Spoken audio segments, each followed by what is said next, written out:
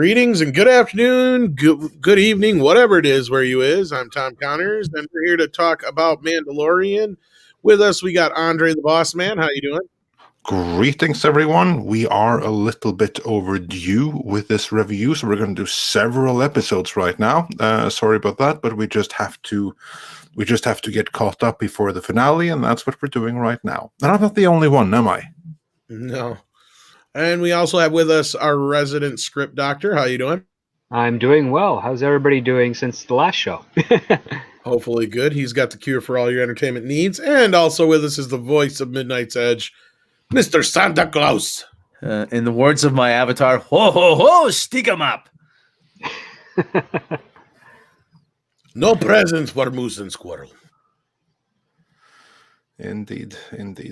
So, Andre, which episodes we're here to talk about now? The Mandalorian.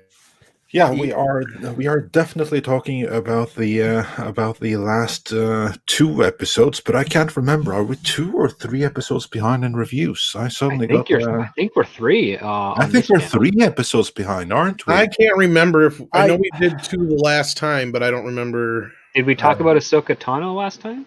I don't know. I'm about to find out because we've done so many streams, so many things that this is the kind of thing we probably should have checked before we went live. It's been a tight schedule today. We'll do it live. We'll do it live. Yeah, well, that's the beauty with live shows. Here you got to get all the nuts and bolts behind the scenes, including, remember, what did we review again?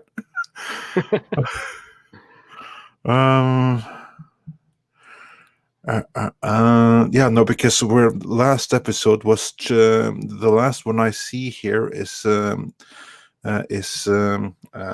season 2, episode 4. Now, what would that translate to in chapter?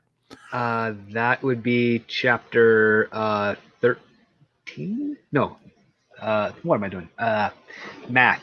Chapter 12. Chapter 12 was the last one then. Okay, so that means that the last one we did was the siege. So then we're 3 episodes behind, aren't we? Okay, yeah. Yeah, because okay. siege would be that's the Cara Dune and Grief Karga. That's Carl Weathers.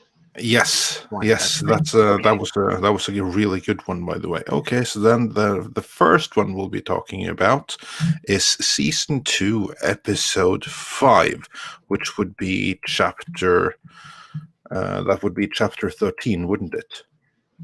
Yeah, 5. Yes, 13 right now. Sure, yeah, that'd be 13. That'd be 13. That's called the Jedi. Yes, and that would be the Ahsoka Tano episode that we still haven't gotten to. So let's begin with that. So everyone think back then to the episode The Jedi, in which we were introduced to not just Ahsoka Tano, but also Michael Biehn, who was the other star of that episode. And then, of course, the story was basically that the Mando was given the task of taking down a Jedi, one of his historic enemies. Now, he listened to what the assignment was, but he didn't formally accept it. So he kind of like had an out there. And the Jedi he was to take down was, of course, the very same one that he was looking for, namely Ahsoka Tano. So, what did you all think about Rosario Dawson as Ahsoka Tano?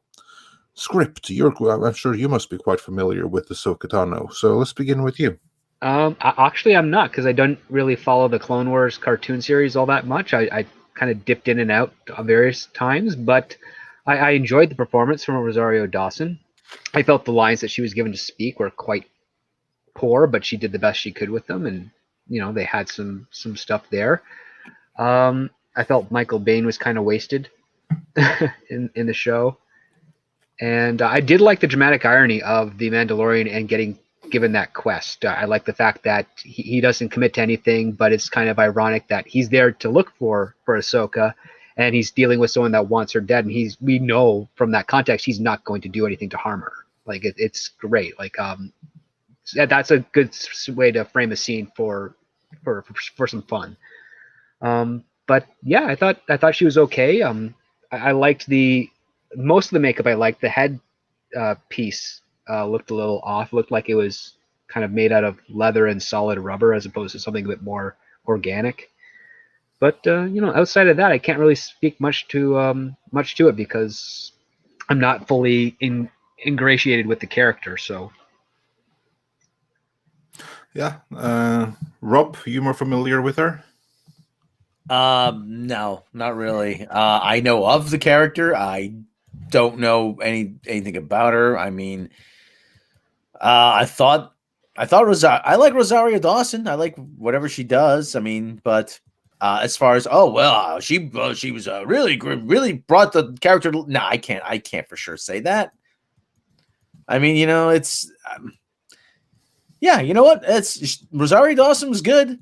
I can't say how accurate the portrayal was, but like I said, I like Rosario Dawson. So to me, it's Rosario Dawson playing another part. If that's understandable. It's perfectly understandable. I feel exactly the same way. I've never watched any of the animated stuff. I never will, but I'm a big fan of Rosario Dawson, and I'm willing to forgive whatever slight discrepancies there were from the animation I've never seen. I liked seeing her, so bring it. Tom, what did you think? I fucking hated her in the Clone Wars movie. I've only seen her a few times outside of that in a couple of Clone Wars episodes, but not. I've only seen a handful of those. I like Rosario Dawson, but as far as Ahsoka goes, I could give a shit. And as far as the character goes, I think she's very problematic because it's like, where the fuck was she during Star Wars and Empire and Jedi? Other than that, I thought Rosario did fine. I didn't find the character a big problem here per se, but I'm still have that big opening of where was she? I was more enthused about finally getting to find out a little bit more about Grogu, or that's where we got to find out his name. Yeah, this is true. That's where Grogu come into the picture. This is true. Yeah, carry on. No, I mean, other than that, I really just she was there. As far as Michael Biehn, I kind of felt like he was underutilized. Oh, very. If not underutilized, underwritten, I guess is a better way, because he was in it enough, but the character just felt very shallow, and he had like 6 lines. Like it was really thin. Yeah, I was gonna say, I don't know if dank is the word I'm looking for, but just like not very. He just felt like he was really phoning it in. It wasn't even that he's phoning. I wouldn't blame him for phoning it in when you're told, "Hey, you're going to be in Star Wars show.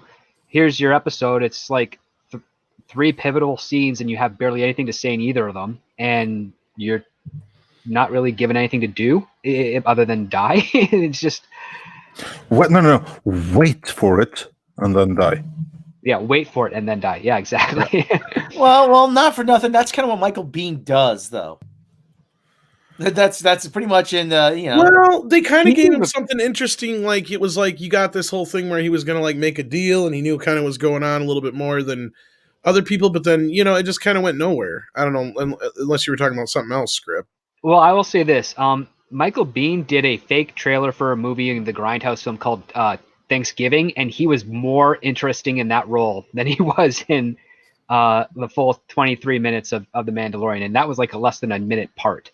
And you could see he did more and have more care of that role than this one. What? I can tell you why. I can. That would be because he was thinking, if this really works, we're going to make the whole movie. Probably. Yeah.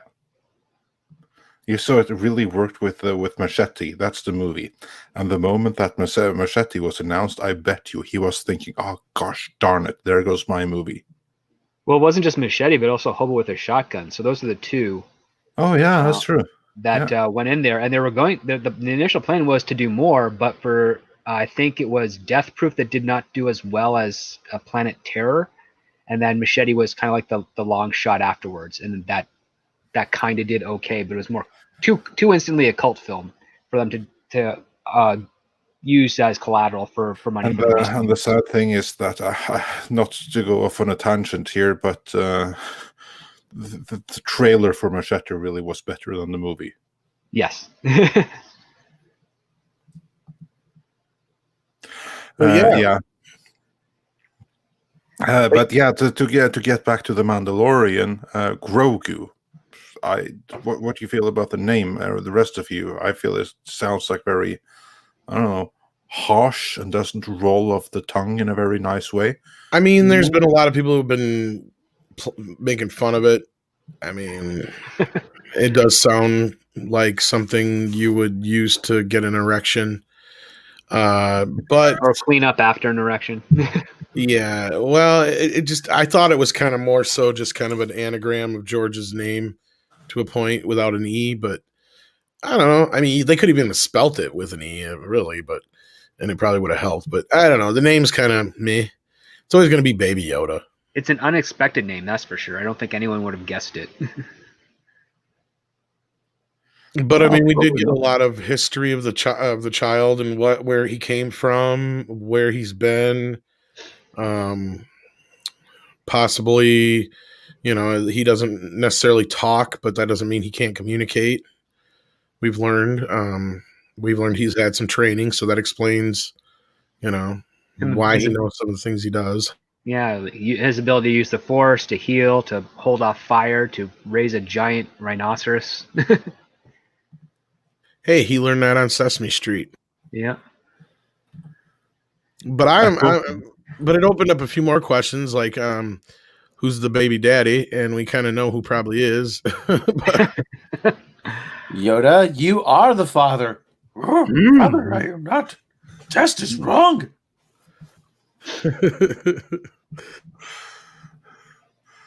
Yeah, it's probably like either like the son or clone or something. I mean, there's no shortage of clones in the world of Star Wars, is there? So yeah. Well, it most likely is not a clone, because I guess I've been repeatedly told that clones in the Star Wars universe, as far as especially Force clones, break down right away. So the way that he sounds like he was a naturally born baby. And then protected as such, yeah. And protected as such, yeah. But what's funny is, how he just was never even mentioned or showed up anywhere in the OG or the prequel trilogy at all. I mean, I can understand him being hidden for so long, and if, the way they age and, how he's going to be basically not useful for about 100 or so years, maybe. I could understand, not bringing him up. And you can retroactively go, oh, well, that's what Yoda obviously meant when he meant there was another, if he doesn't mean Leia, But you just got to wait another 50 years. Yeah. Well, that's like the cool thing when you just have like there is another. You can play around with it a little bit. It can change meaning 15 times over. So yeah. Oh yeah, it's very ambiguous, and there's nothing wrong with that at all.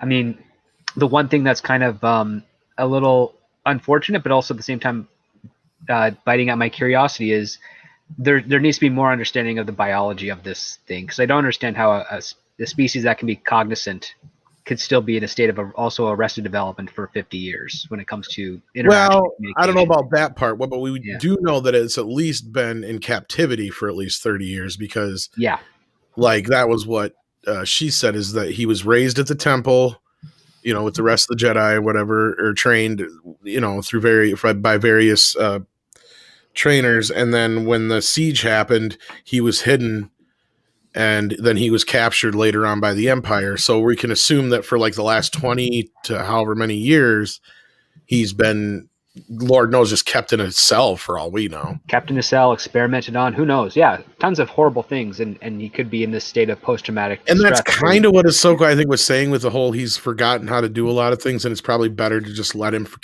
continue to forget how to do things. Mm-hmm. And I mean, he says forget, but like before that, she's like, the Force is what gives him his powers, and then she's like, let his powers fade. It's like, well, the Force isn't fading.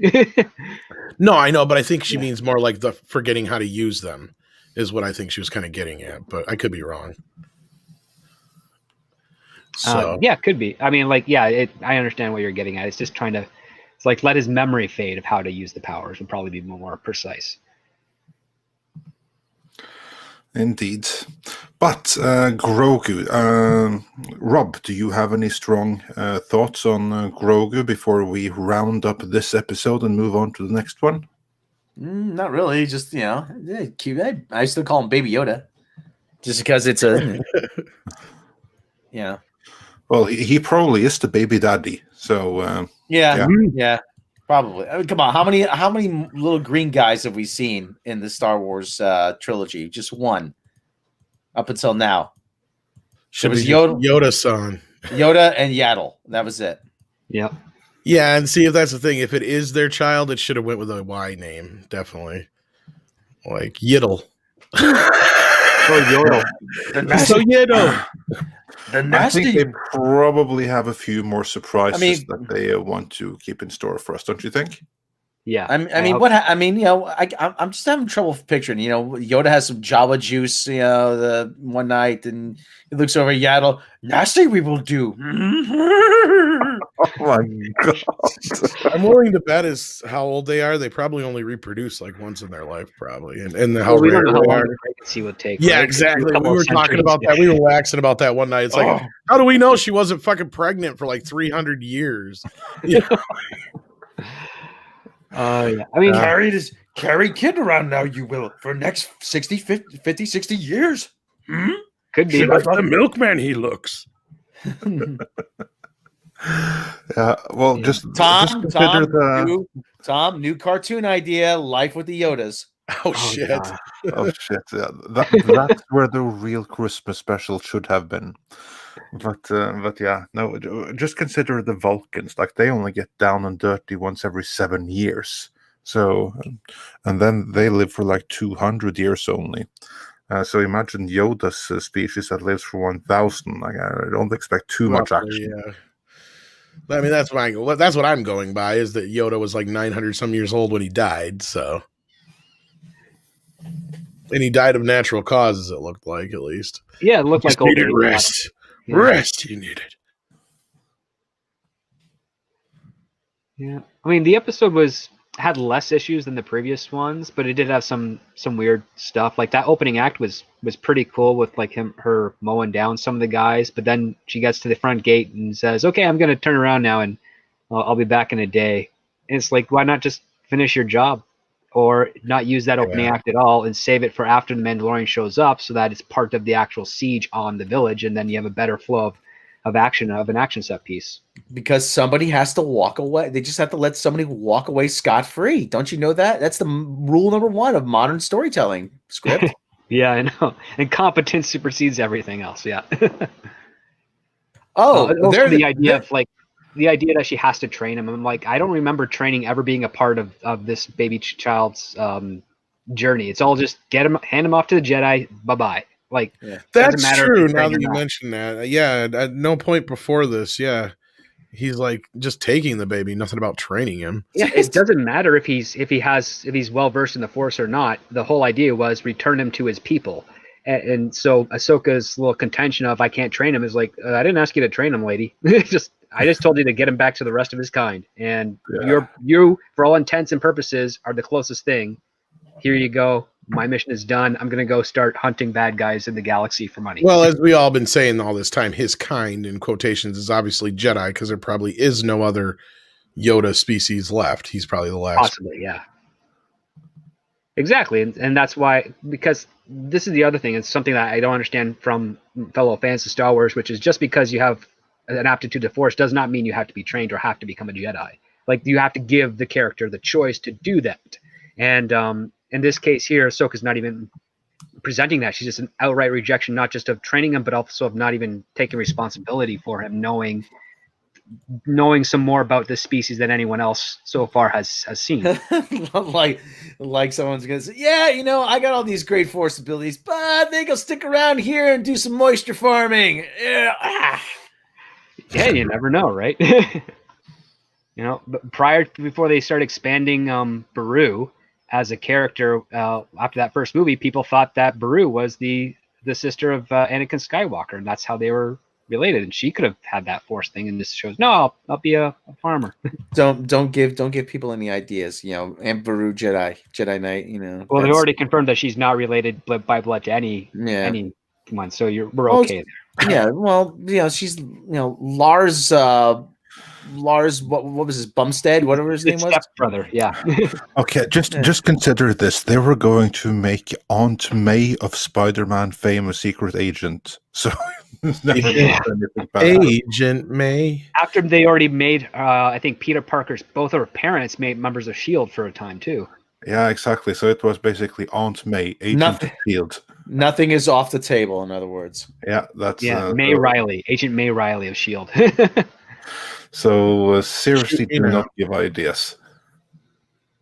Oh Lord, we did get a couple super chats here. Did you want to? Yeah, let's do the super chats, and then we do Stephen the final Otten says with $5, he's the butler's kid. I'll give you a minute on that one. Don't throw me out of the chat. Oh, God, unless it's a Schwarzenegger joke, I'm not sure I get it. Molecular Arts sends in with an Australian $7.99. Mike the Headless Chicken was a cockerel that lived for 18 months after his head was cut off. A bit like the Disney Story Group. Ouch, that's harsh. I did not know that. Lived or operated on reflex. I've heard about that, and I've heard about that. The headless chicken. That's disturbing. Not as disturbing as headless snakes. So don't go to YouTube and look for that. Thanks a lot. I hate snakes to begin with. Yeah, okay. Or I don't know which is worse, the severed head or the rest of the body. Neither seems to know they're dead. So, oh Lord. All right. So, is there anything more we needed to say about this episode? What are your final thoughts on the episode at large? Good. I liked the atmosphere of it. For the most part, I dug it. It was probably one of the better episodes of the season. Outside of that, I don't know. It was all right. Yeah, it was all right. Yeah. August Ragone says Ahsoka is also not a Jedi per se. Well, she's wearing a uniform. She knows enough about the Force that she could convince others she's a Jedi. Yeah. She doesn't have to follow the creed, if you will, but Well, this episode was good. I mean, it's like I said, it's good. The Mandalorian is good enough. You don't feel like you've wasted your time. Well, when you measure it against the sequel trilogy, yeah. But I try to measure it against the best of the best. So I'm like, it's all right. I think that's a really tall order, given where it comes from. I mean, I think for Star Wars, baby steps is kind of like the standard you have to expect here. And for that, given what immediately came before, I think it's doing pretty good. I mean, it came from a pretty bad gutter. I'm not going to expect perfection right off the bat, but this is in my opinion, a pretty good step towards it. And it keeps on getting better and better. And speaking of better and better, let us now move into the very next episode. I was just going to say, as far as being the fact that this episode was nothing more than to set up an Ahsoka series, it could have been worse. Yeah, as far as backdoor pilots go, I've absolutely seen worse. Which we won't be getting for 4 years, so. We'll see. I think that one will happen before some of the other ones. Yeah, it would not surprise me. It would not surprise me if that one happens. But yeah, so in the next episode, Andre. Yes, the next episode. Now, this is the more interesting one. That would be Chapter 14, The Tragedy. And this one was actually directed by Robert Rodriguez, who is someone that's been in line to direct Conan and many other cool stuff. And now, finally, he got to direct Star Wars in the shape of The Mandalorian. And this episode then basically follows on from the previous episode, in which Ahsoka said, go to that mountaintop on that remote planet over there and put him on a rock and he'll start meditating. And that is what Mando does. And after some false starts, Grogu starts meditating and is in a force fields. But alas, they're being followed by Moff Gideon, and he sends his forces, and Mando appears to be in trouble when someone comes and bails him out in the iconic spaceship Slave One, and that would be the real Boba Fett wanting his armor back, which he eventually gets. And it doesn't fit him as well anymore. But that's the gist. That's the gist of the episode. So, gentlemen, what did you think of the return of Boba Fett? I know I shouldn't. Let's start with you this time. I know I Boba shouldn't. Fett. Yeah. I was about to say I know I shouldn't talk about the shape I'm in, but it's more like Boba Fett now. I was like, I'm just glad that he didn't that KK didn't gender swap him, and now it's Boba Fett. You know. Oh, don't say never yet. Yeah. Well, like I said, Boba Fett is a blank slate. You can see whatever you want in Boba Fett, and that was part of the appeal. Tamura Morrison, I like him. He was in the movie Once We Were Warriors, New Zealand movie. That was actually really good. Good actor. Hey, listen, it's at this point, I think it raises more questions like how did he escape from the Sarlacc pit? That's really the only question it raises. And where's he been? Well, maybe the Krayt Dragon ate the Sarlacc pit and thus allowed him to escape. I mean, that's what the best you can infer from that first episode of the season. Yeah. Or maybe he had some kind of poison in his, stored in his armor to poison the Sarlacc, but that would take a lot. But anyway, thousands of years for it to digest the poison. Yeah, exactly. How long to get through the system now? But anyway, so how did the armor get just the armor get recovered when you get separated from the armor? Yada yada yada. But listen, it's another piece of the puzzle. Ming-Na Wen's character showed up again, and that was kind of cool. But she's like part cyborg now too, or something, right? Yeah, she has. They replaced her belly by the looks of it. Artificial stomach now. Yeah. Well, she still looks great anyway. So. Oh yeah. But anyway, like I said, now it's 2 more players. Someone said this. It might have been Gary. But you can tell now. I'm starting to see it more. The Mandalorian is written like a video game. Place Grogu on the altar. Protect Grogu. You know, it's this weird thing. I'm starting to notice that now in each episode. Get armor upgrade. You know, get quest for transaction. You forgot your booster pack. You can't. You forgot your jetpack. Yeah, you can't. Yeah. No, I've been making comments of that since the first season as well. Like it's very much modeled like a video game.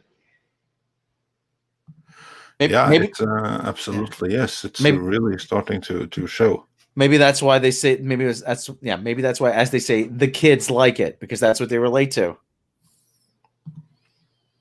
Yeah, but it's a very old school narrative to a video game because my understanding is that a lot of video games have a bit more of a story element to them as opposed to just the normal transactional means, the normal get from point A to point B, kill these guys, etc., etc. Like, I mean, I understand like the Uncharted games were really big with regards to the lore and story that were going in there, but I don't feel we're getting the same level of quality with regards to the Mandalorian as much. I think it's kind of relying too much on stuff that's already been established as opposed to being able to give us something a little bit more new. To a point, I get what you're saying, yeah. Yeah. But like, I mean, overall, this episode was really kind of uneven in my opinion. It had some great action set pieces, which of course Robert Rodriguez is great at. But overall, I felt like there was just some moments, and I know Script, you've had some fun with him, and I know we've joked about him in other places, but you know, the whole jetpack thing, him trying to get Baby Yoda out of the force field like 4 times too many times, you know, like after the second time he should have been like, all right, you stay here, I'll go protect you, you know, like that's when the joke works. After the 4th or 5th time, it just makes him look stupid, you know. It's like, okay, we get it, you've tried so many times now, when are you going to get the idea that you can't get through here? He's fine, you know. It's like, go deal with the other shit, you know. And just some stupid things here and there that were just kind of like, yeah. But overall though, it was, you know, it was all right. But like, yeah, there was just way too many stormtroopers. And they didn't have any effect, which was also worrisome. Because it's like, even in that large a quantity, you think they'd be able to like do something. And They did. They shot a boulder. They didn't miss that boulder, but they missed everything else. Yeah, they would have had them pinned down, I would think, the way it just felt like there's no way they should have been able to get out of that. It just, I don't know. There was just certain things that I kind of felt like whatever. And then the moment where is it this one where the Razor Crest got blew up, or is it the next one? Yeah, this is the one where the Razor Crest gets blown Okay, up. so like the moment that fucker got blew up and the moment he said, I'm going to make sure that, you know, we save that kid, I knew from that moment, mark my words, they're going to kill Boba Fett in the next episode, probably. And I mean, the next one coming up, like not the next one we're going to talk about, but we'll get to that part. But, and again, I think that's wise. They're going to end up giving his ship to Mando, and then what's her face, the one you were just talking about, Fennec Shand. Yeah, she's going to get his fucking armor, and that's why I said don't jump to conclusions yet, or never say never yet, Rob, because we'll have Boba Fett yet. No, well, you never know what's going to be spawned from Kathleen Kennedy's, haunted, what. So, well, I will say this: there might be something to that, because it's my understanding that Emily Swallow, who played the armorer, is supposed to be in this season, and she hasn't shown up yet. So she might appear in the final episode to help something. Yeah, you're not wrong. You kind of like you had like the setup with now she is there as like the aide to Boba Fett. So yeah, she's the trainer. Yeah, you go to her for a level up. Yeah. And if I'm wrong, I'm wrong. I'll just say I'm wrong. You know? Yeah, I honestly I hope you are, because I have to say I liked this. I thought it was really awesome to see Boba Fett come back. And yeah, the actor, he has put on a bit of weight, but that scene with him shooting down the stormtroopers and beating them up and kicking them in the nuts and blowing up their ships and everything, honestly, that's the most badass Boba Fett has ever been. As you said earlier, Rob, Boba Fett has always been something of like a blank slate. You read into him. He's been a costume. We've been told that he's a badass, but we've never actually seen it. What we've seen is that he seemingly died in a ridiculous way in Return of the Jedi.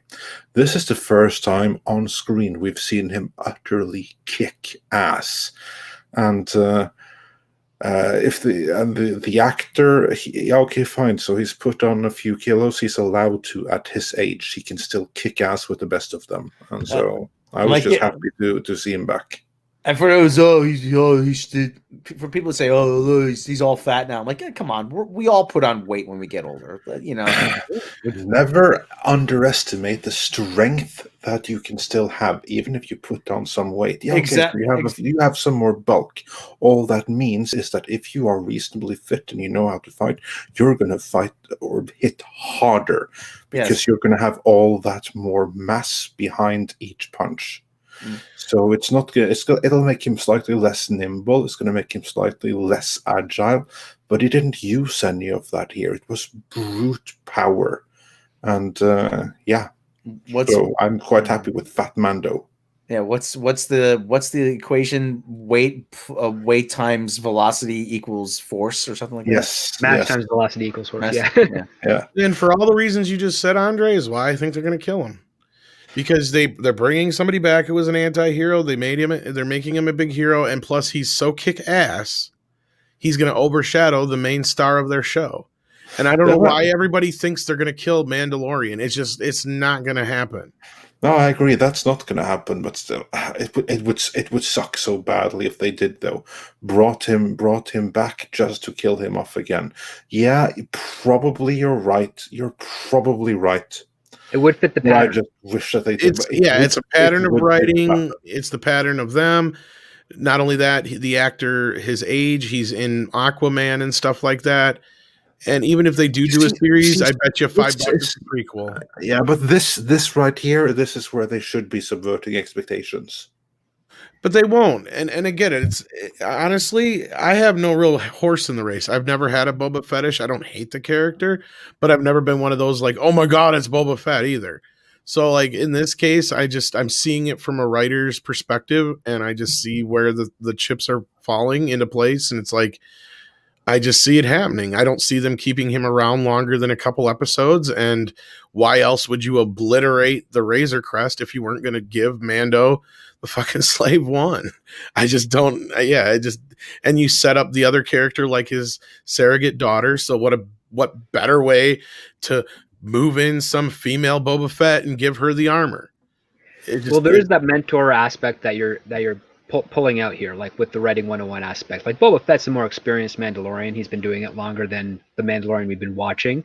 And he does feel like he could be in a position where he could probably teach the Mandalorian something about, being able to fight or what have you, that he wasn't able to learn within his normal covert. We haven't seen that exact opportunity as of yet. So I would not be surprised if there was a plan to take him out. But I don't know if it's going to be, if it's the end of this season, it seems like they kind of like shot their load before they even loaded the gun. But yeah, I understand where you're coming from there, especially because like you can take a look at the destruction of the Razor Quest and equate that to the destruction of the Lars homestead with Luke. Like now he has to go with Obi-Wan. Before he had that out. If they build a new Razor Crest, that is like worse than cartoon shit. That might be what the armorer could have done. Because again, she hasn't shown up in the show, and Emily Swallow did confirm that she was in the second season. I hope that that ship is gone, because otherwise the sacrifice doesn't matter. Like one of the worst cop-outs in history was in Star Trek Beyond, a movie that I actually like, but they destroy the Enterprise in the beginning of the movie, and by the end, oh look, we just so happen to have this new in-construction ship here at the base, which is just the same as the one you're having, so we're just going to call it Enterprise and just give it to you. And screw what it was originally meant for. That was, And this is what I'm talking about, Nubisi, or however you say your name. This is not going to happen. They are not going to kill Mandalorian and let Boba Fett take over the show. It's just it would be so far out there. That is like something a lot of fans always seem to go to. Oh yeah, they should totally kill Spider-Man and make Miles Morales the star of the new movie. Oh yeah, they should totally kill Mando and make Boba Fett. I'm like, no, that's bad. That's not the way you do it. And even if there was problems on the set, even though Pedro says there wasn't, and I love how many people believe his wording on that. But anyway, we're even going past that. Even if there was issues, they would recast his role before they would kill the character. They would They would just get a voiceover actor and they just have one of the stuntmen be Mando. Pretty much already is. 9 times out of 10, when you don't see him outside of with the mask off, it's always a stuntman. It's one of 2 stuntmen. Yeah. There's always like 2 or 3 Mandos on set. Like just like when you make a Batman movie, there's 2 or 3. You can kind of tell the 2 apart because the one's got much broader shoulders than the other 2. Yeah. It's so funny when you get like 3 different people and they look nothing like each other, and screw the face, but they have their bodies look nothing like each other. I'm like surprised how they were able to get away with that. Yeah, find like 3 people with so different it's the same size of armor on all 3 of them too, which is how you can notice it so easily. Yeah. And right here is the same reason why I think they would kill Mando already, or I mean Boba Fett already, for that specific reason. He's a strong male character, and I just don't see them keeping him around. But that's only if basically someone usurps, I would say, Jon Favreau, who's the showrunner, who maybe either wants to keep him alive or doesn't. If they set up high up and said, hey, listen, if you want a 3rd season of Mandalorian, you got to kill Boba Fett, he would have to do it. And he probably wouldn't like it. But outside of that, I mean, Favreau is not in the same narrative ideology as the rest of Disney at this point. Well, but even if he has to make some compensations, of course, or compromises. Well, I don't want to keep going on with this, but even if you do keep him in a mentor role, like you were saying, script, which wouldn't be bad, he still takes away from Boba Fett being there. Takes away from. It takes the spotlight off of the Mandalorian, even more so. So, like, that's where I see that, just from their point of view, that's not going to happen. At least if it does, it's a very slim chance.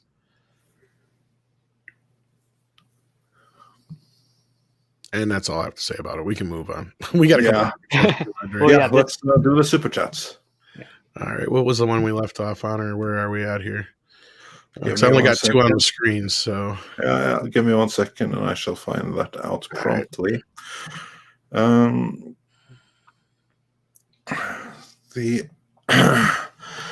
next one, we have 2 on the screens. Yep. On the screen, yeah. The next one that we have is from Andres Fernandez,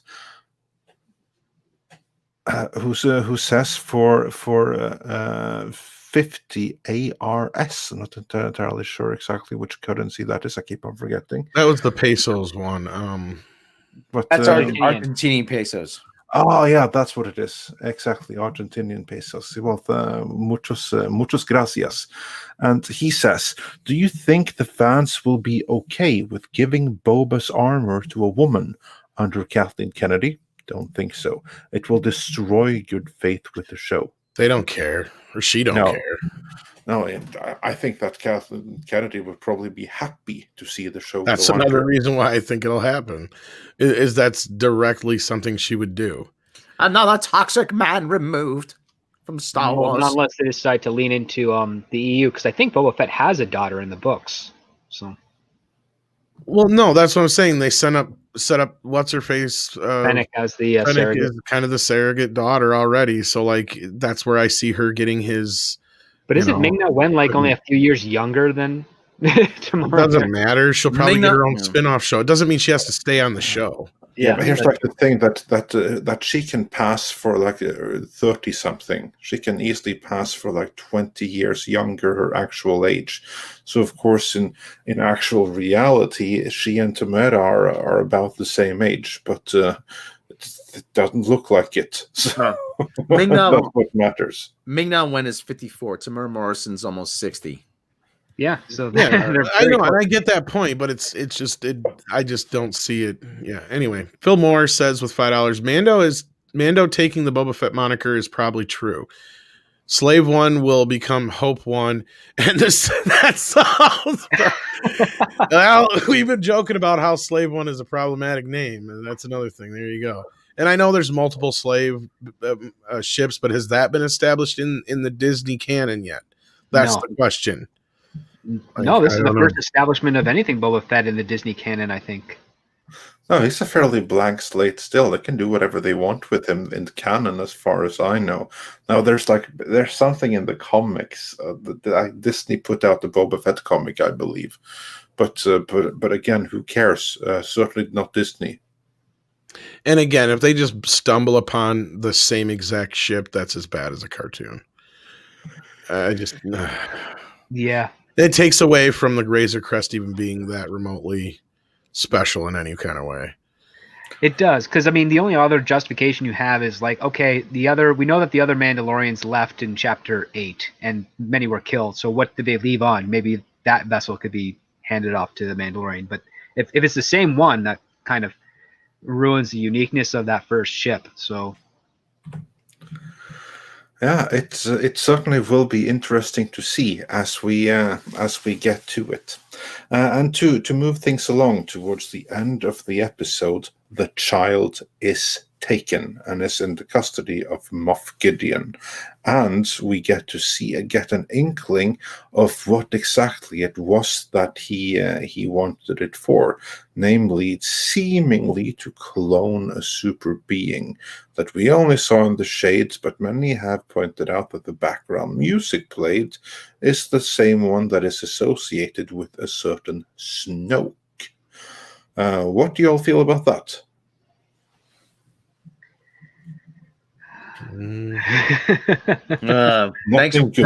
Thanks for pointing that out. I that's information I wish I didn't have now. Well, we know that scar on, I guess, Snoke's head isn't really from an injury. It's actually to remove that giant growth that was coming out of the clone body that we saw previously. Yeah, I don't know. I'm starting to believe Cecil's theory. Which is? Well, his theory is that Baby Yoda is Rey. That Baby Yoda turns into Rey, or Baby Yoda made Rey? It's kind of something like that. On its surface, it sounds nuts, but then he starts explaining it, and you're like, that's almost as bad enough to be true.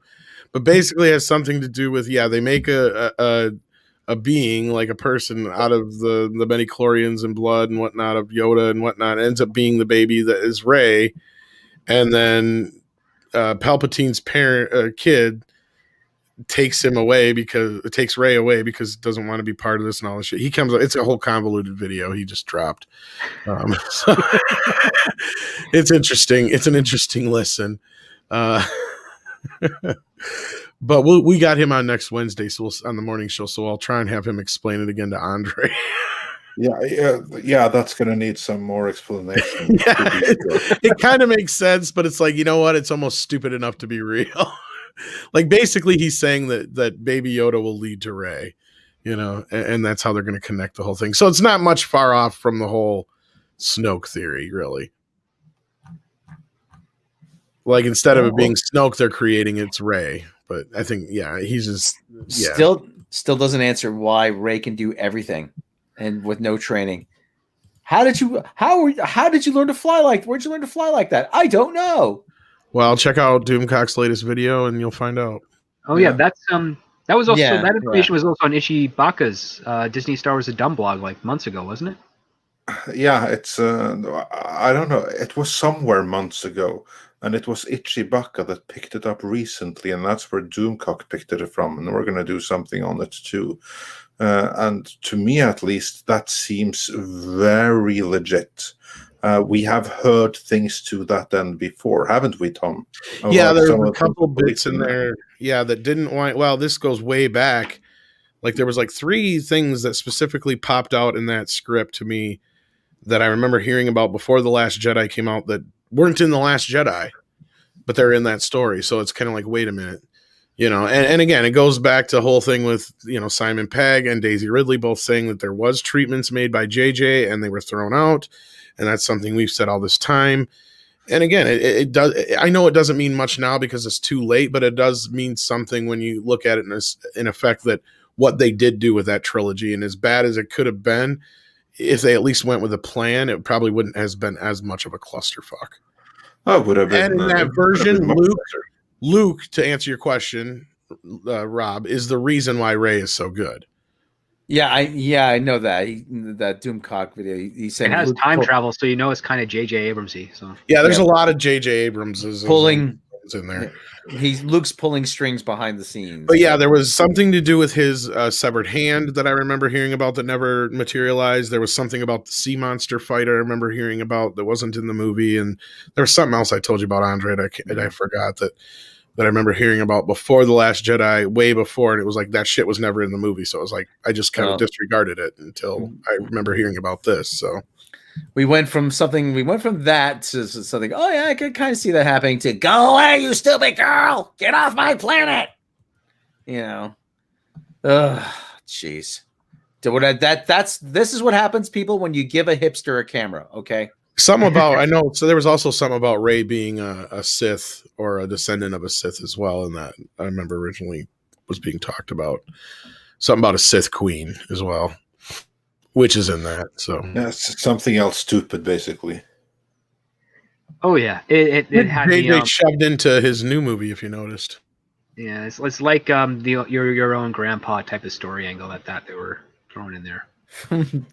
Now you got me thinking of Futurama. Well, I think the twist or the whole kind of thing of it was that her familial line was strong in the Force, but she comes from Siths. But there's a famous Sith that went to the light side, which is probably a rarity, and that's why she's quote unquote special.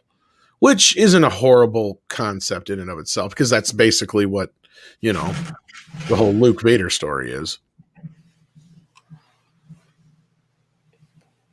Yeah. Okay. Any final thoughts on this episode before we move on to the most recent one? No, other than just I would say props to Robert Rodriguez for adding in more screen time, given the fact that he was given a shorter script than the rest of the directors. I think he did great. You had sufficient story for a reasonably short episode, and he made up for it with some really badass action. That's like better action that I've seen in many a movie. So speaking of, do we want to address his tweet or his comment that was tweeted out? where he basically said as much that it was such a I don't know why Where he he would. compared it to a fanfic, and he said it was only 19 pages, and he had to Yeah. basically fix it. He's not wrong. I mean, granted, Favreau is a fan, but it does have a lot of the hang-ups that fan films tend to fall into. Was Favreau the one who? I don't know. Was he? I don't think he was the one listed as writer on this one, though. I thought it was Filoni. Well, Filoni definitely wrote and directed the one previous. Yeah, but I think Filoni wrote this one too. I could be wrong, but Yeah, let's see how we can find that out pretty easily, can't we? Yeah. Let's see. Written by Jon Favreau. oh, was it? Okay, Favreau I was wrote wrong. that one. I apologize. I know he wrote the last one. I thought, but I didn't know about that one. Yeah. And Alright. we didn't mention though that the episode with Ahsoka was directed by Ron Dave Howard. Filoni also. No, I thought that was the Ron Howard episode. Nope. Ron Howard. Bryce Dallas Howard did the one with. Oh, she's the one with it. Never Bo-Katan. mind. Yeah. Dave Filoni did the one with Ahsoka. He wrote and directed that one. Favreau wrote this one that we're just discussing with Robert Rodriguez, and then the next one was written and directed by the same guy, and the name's escaping me at the Rick moment. Fumiyawa. Yeah. Fumiyawa. I can't say it. Yeah, well, him. Either way. Isn't he the but one I that's think- supposed to be doing a movie though eventually too, or is that somebody else I'm thinking of? I thought he was one of the many announced Star Wars movies, but I could be wrong. Black Lotus sends in 30. Black Lotus 30 sends in a Canadian $5. You know that someone is truly evil when they have baby-sized manacles. Yeah, the handcuffs they gave on. I know, Baby right? Yeah, we were making fun of that. It's like, did they have those just laying around, or? Like, we need them for all sizes, from infant all the way to geriatric. Yeah, right. That was kind of funny. Mr. Tickle Drunk sends in a super sticker. I can't see what it is here. it's a unicorn. Unicorn? Yeah. Alrighty, thank you. All right, so let's get into this last episode then, the Bill Burr episode. Yes, the Bill Burr episode, and that would be the most recent episode, chapter 15, called The Believer, both written and directed by Rick Famuyiwa. I guess that's about how you pronounce it. And this, of course, then is the one that brought back both Bill Burr and the great Cara Dune, or in other words, Gina Carano. So yeah, quite the reunification. And we also got to see Mando take off his helmet again to give Pedro Pascal some, from his point of view, apparently much needed FaceTime. Not that anyone else asked for it. I'm curious about that, or I found it fascinating how well groomed his mustache was behind that helmet that he never takes off. Yeah, I wonder who he's growing that for. Yeah. That is a terrible, terrible mustache. It really is. I'm sorry. You're better off shaving it at that point, dude. Come on. Well, it's better than what Adam Driver can grow.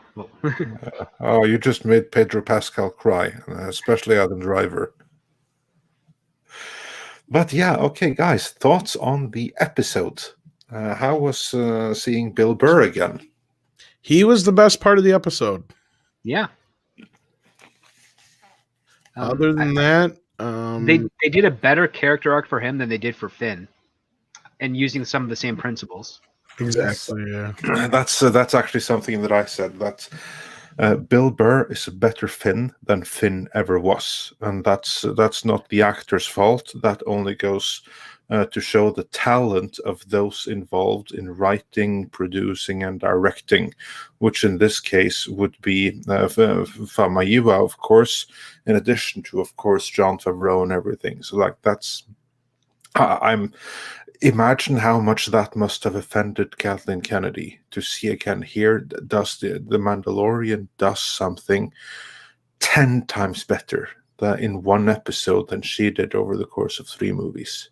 Yeah, but then you had the whole face business, which really kind of The fell face for it. business, the transports that apparently have valuable resources being moved from the mine to the refinery, but no escort or defensive protocols.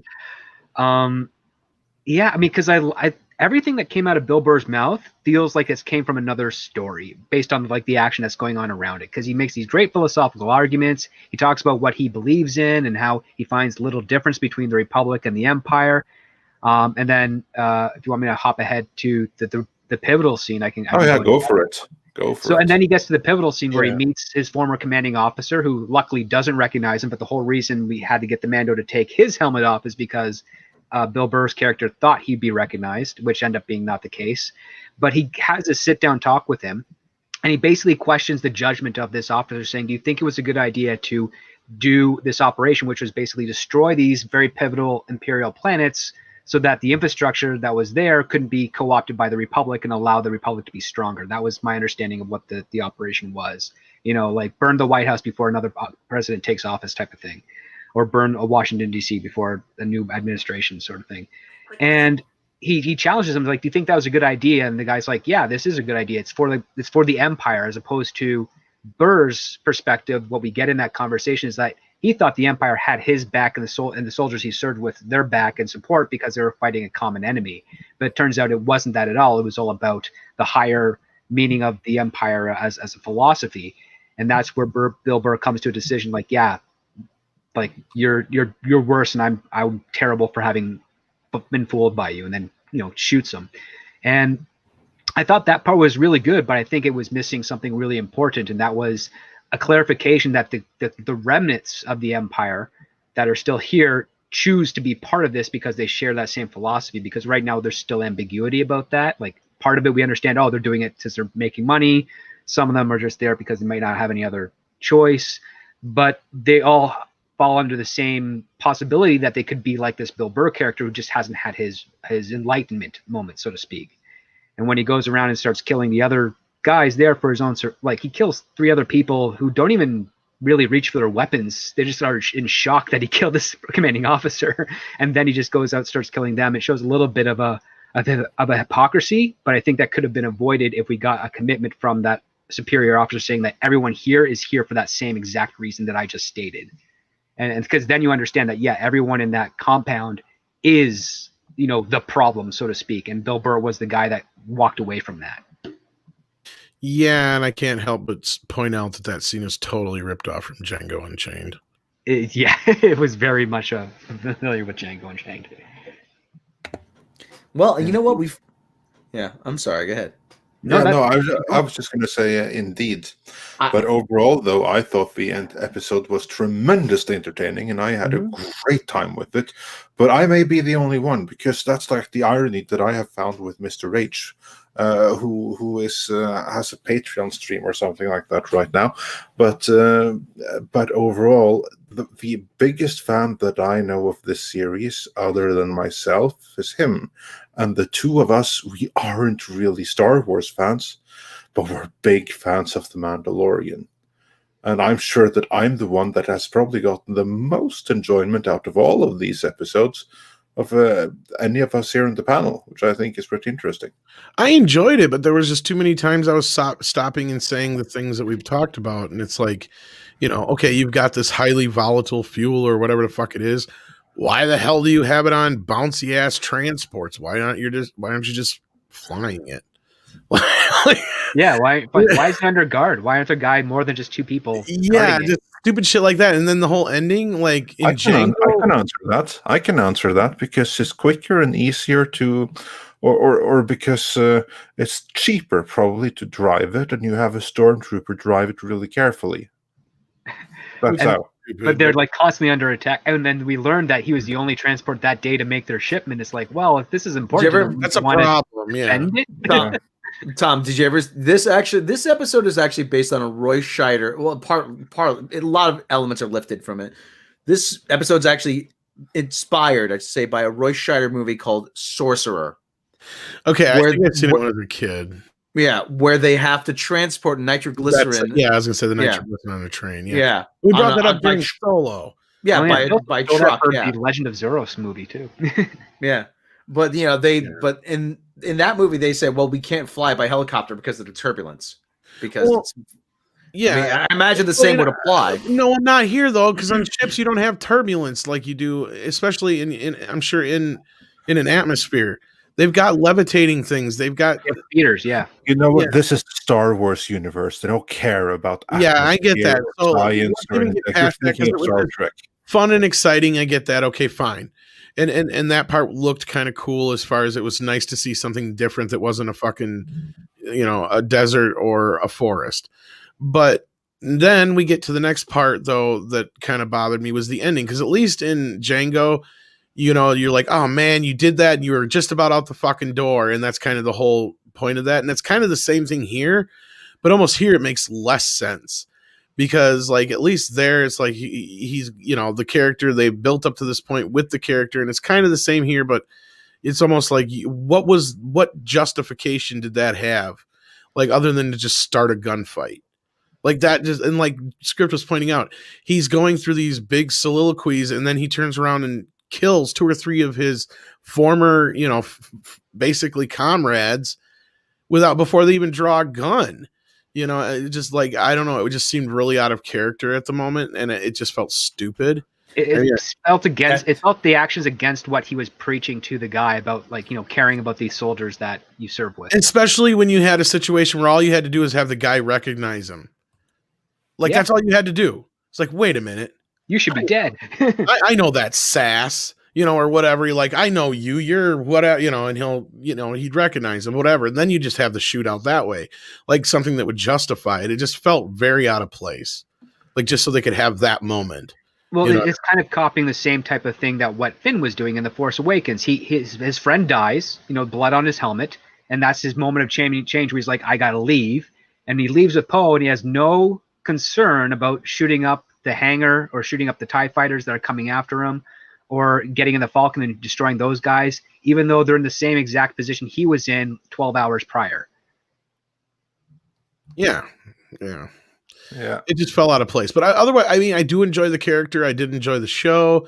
I seen how it was going to end. I kind of figured they'd let him go. I figured they just, get rid of his sentence and he'd stick around. I was surprised they just, let him leave like that. But I mean, they're just not going to pay him to stay around. That's another reason why I'm not so sure they'll keep anybody stuck around for too long. Yeah, even though the show does improve when Mandalorian has more characters to interact with. Which, yeah.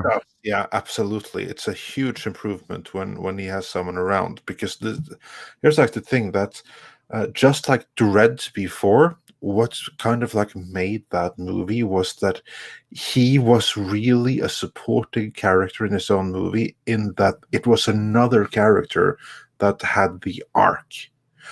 So that he didn't have to have an arc. He could like be himself. And again, I'm talking about Judge Dredd right now. That's why Judge Anderson was or Cadet Anderson was in the movie, to free him from that, so that he could be the character he was always meant to be. And you kind of like have a similar dynamic going on whenever there is someone else there. Then they are kind of in the focus, that they are the one that go through the journey. And if Mando goes through a journey, it is because of these other characters. So you really need them. You kind of need those ensemble, and that makes for the best episodes, is what I find, at least. And to your point with Dredd does go through a change. He doesn't believe or have confidence in Anderson, but he's there to give her a fair shake and make her prove herself to him. And by the end, that ends up being the case. And he does say, yeah, she's good to go. Like, he's done his job, and he's come to a little change himself with regards to her, but not necessarily a character changing moment overall. No, exactly. That's the beauty. He's like, okay, what she could actually do this. Okay, fine. I was wrong about that a couple of hours ago. And that's really it. But he doesn't go through any other larger thing. There's no life-altering thing, stuff like that. And that's just the right way to do a movie like that. And it's kind of like the same thing here. And of course, The Mandalorian is on a big arc over the course of the series, but from one episode to the other, there's not that much change, is there? And the change that there is, that's brought on by his interactions with others. Yes. So that's kind of like when the sparks actually flies. You need those extra characters to make the series work.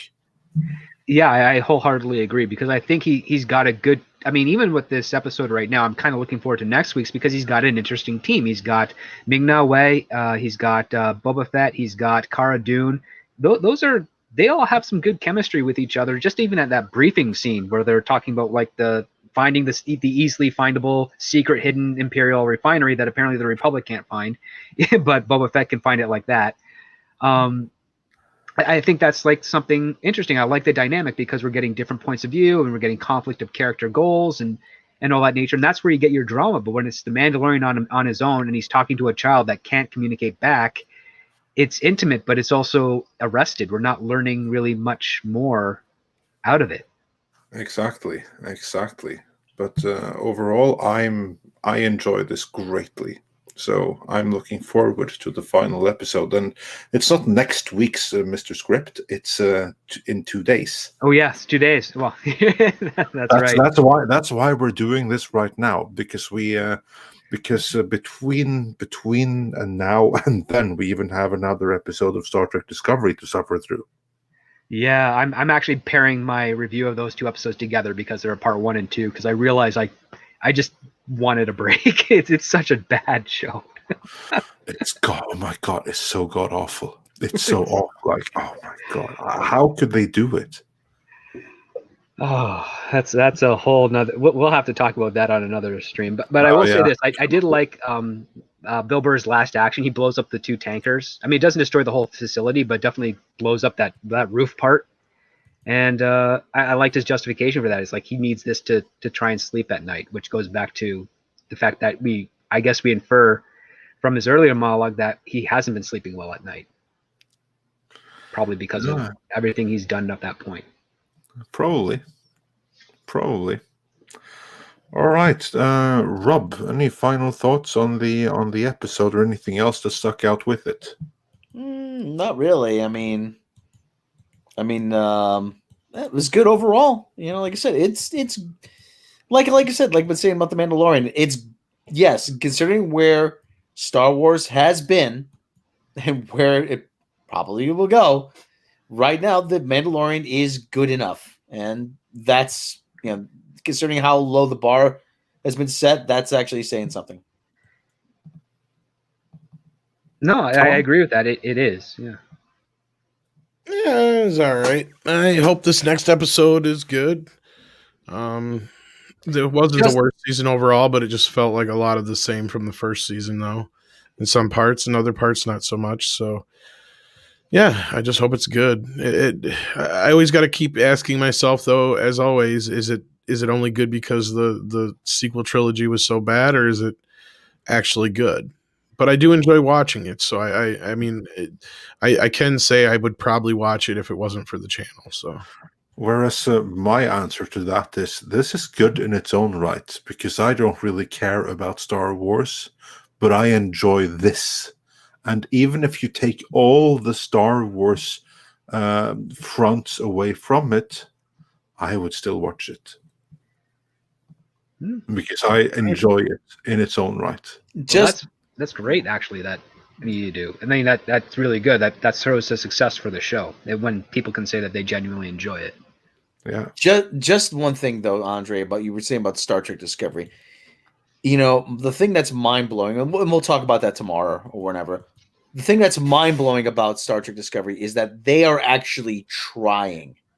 They are actually trying, and it's still this bad. Just think about that for a minute. Imagine what would happen if they just didn't give a shit. It would probably be better. It would probably be better, because their way of trying only goes to show how completely unfit they are to do that series. And if they weren't trying, then they probably wouldn't try to infuse so much of their own personality and their own ideology into it. And then you'd be left with shitty writing, but you'd be left with shitty writing that wouldn't be propaganda, and that would be better. In their mind, not to belabor this, but in their minds, the people at Alex Kurtzman and everybody down the line, this is what they think. This is how they think they should make Star Trek is made. Like I said, so they are actually they are putting in effort here, and it is just horrendous. It is mind-blowingly bad to watch. And then we're seeing the dichotomy, though, of when people try to make Star Trek and when people actually try to make Star Wars. You know, the difference is the people. That the people that are trying to make Star Wars is actually competent people. Exactly. Storytellers first and not ideologues first. And that makes all the difference. I'm reminded of that scene in Patch Adams. He says, I want to help people. I want people to, I want to, ease their suffering. I want to actually make a difference. And the doctor behind the desk says, that's what I do. And Robin Williams looks at him, but you suck at it. Yeah, well, that doctor's Tin Man from in the Tin Man episode of Star Trek, and was also it's funny. Speaking of Star, because that's still relevant to Star Trek. I think what's funny is Rob's watched Patch Adams. Let's get ready to party. Actually, I liked it more than most people, but I know how most people dislike that movie. So, well, they dislike it because it's very inaccurate, but yeah, I think as a movie overall, it's kind of charming. Yeah. All right. So with that, I think we've pretty much buttoned up everything we can on these last 3 episodes, and we're looking forward to the final episode of the season, and we'll see how it goes. Outside of that, was there anything else anybody needed to add to the affairs today? We have 2 super chats to add that have come in the meantime. Darksblade says, "One hope.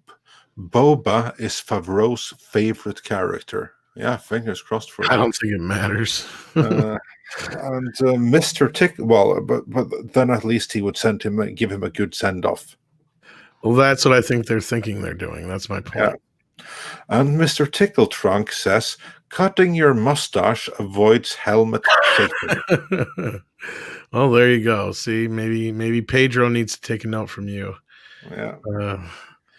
Stephen Otten has a question for the panel. Which movie do you prefer, The Wages of Fear or Sorcerer? I've never seen The Wages of Fear. I was going to say, I've not seen The Wages of Fear, so I guess by default, I'd have to go Sorcerer, and I have not even seen that since I was a kid. I think I remember The Wages of Fear. That's a live-action film, I think, right? Because Sorcerer's a cartoon, isn't it? No, it's a live-action one. Oh, I know. I'm probably thinking of something else. The Sorcerer was the train one with Roy Scheider. Yeah, that's right. Okay. I'll probably have to say Sorcerer right now because I don't have enough recall on The Wages of Fear at the moment. I have never heard of The Wages of Fear, and I've never heard of Sorcerer either. So, I think I'm going to vote blank on this one. Wages of Fear is a very similar sounding film. It's about it's in the South American jungle, Supplies of nitroglycerin are needed at a remote oil field. The oil company pays for men to deliver supplies in 2 trucks. A tense rivalry develops between the 2 sets of drivers on the rough remote roads where the slightest jolt could result in death. It does sound awesome, though. Yeah, from 1955. Sorcerer is pretty much the same movie, yeah.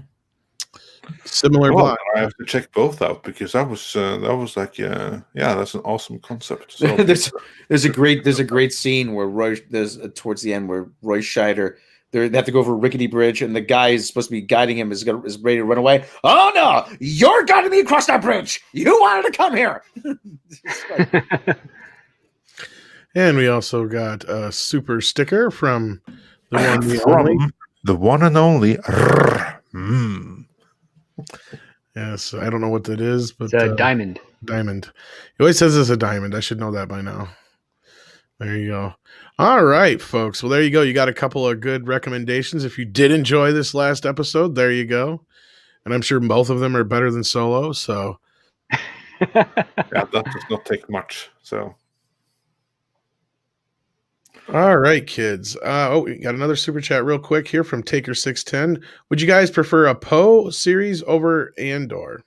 Well, yeah. So I don't think anybody gives a shit about Casio keyboard. I like his robot. That's about it. You know how you know what happens to him. There's no stakes. Yeah. He was the least interesting character of that movie too. Yeah. Yeah. But, I mean, at As least for me, Felicity though, Jones had a lot of good butt shots, so you could. yeah. Actually, I'm going to disagree with you. I prefer an Andor series over a Poe series for the very simple reason that the Andor series will probably have that badass robot, and Talent to it, that's yeah. reason enough. Whereas a series about Poe that would just tie into the sequel trilogy, now wouldn't it, and remind us that that thing happened. So How I'm going about to take neither? well, that of course would be the best choice of all. But given a null sum question and with one of those two, then I'm going to go with Andor any day of the week. I'm gonna go with Rob's choice, and I'm gonna watch porn. Oh, I'll tell you about it off air. I'll tell you that. That's never good. No, well, no. It was trending on Twitter the other day. I'll tell you off the air. Yeah, I think I know what you're getting at here. So, Marco wants to know our thoughts on HBO Max on Roku now. Did they get it on there? Yeah, that was part of the thing I heard that was part of the reason they did the big announcement was so they could get Roku back to the table to negotiate. Well, that's good. So if they did pull that off, that was one mission accomplished, I guess, by them. yeah, that's one of the things they had to do. So yeah, good for them. Now they need to get working on their international distribution.